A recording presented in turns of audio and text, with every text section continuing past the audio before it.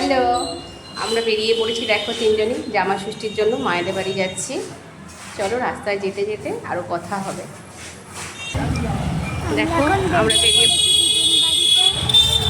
আমরা চললাম। অলরেডি অনেকটা লেট হয়ে গেছে, কারণ দিদিরা অনেকক্ষণ চলে এসেছে। বাবা বারবার ফোন করছে যে কখন আসবি। চলেছে। দেখো কদমতলা বাজার দিয়ে যাচ্ছি।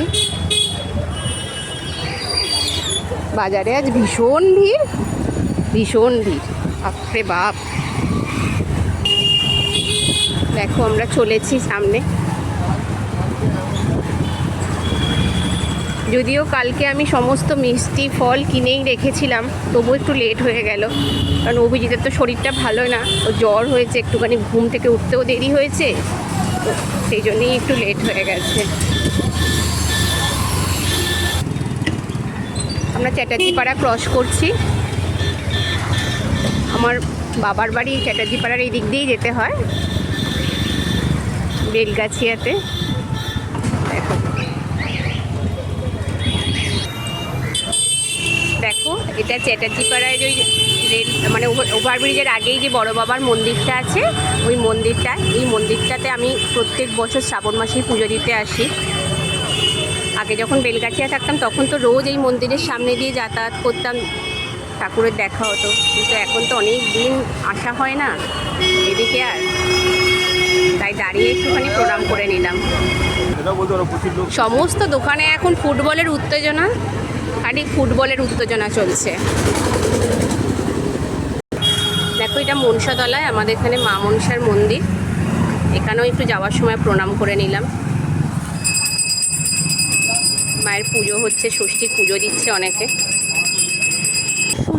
আজকে আবার ব্রাজিল যখন 3-0 জিতেছে, তো চারিদিকে ফুটবলের উত্তেজনা দেখছি। চারিদিকে রাস্তায় প্রচুর প্রচুর প্ল্যাকার্ড লাগানো রয়েছে, দোকানগুলোতেও বিক্রি হচ্ছে।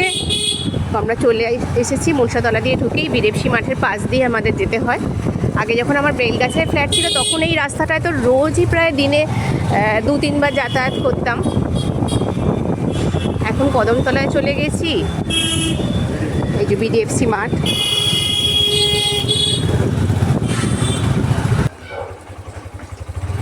এই দেখো কত ফ্ল্যাগ লাগানো আছে।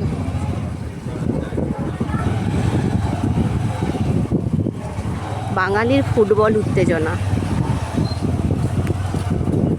এই দেখো রাস্তার অবস্থা দেখো, যেতে যেতে আমরা জলও পেয়েছি রাস্তায়। কালকের বৃষ্টি হয়েছে না প্রচণ্ড।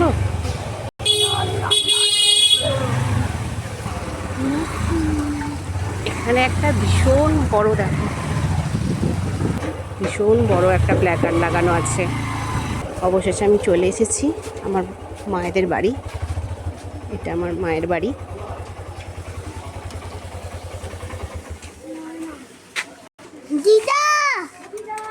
দেখো আমার মেয়ে এসে বাইরে থেকেই চেঁচাচ্ছে দিদা দিদা করে, আর আমার মাও ভেতর থেকে একেবারে দিদা কই দিদা কই।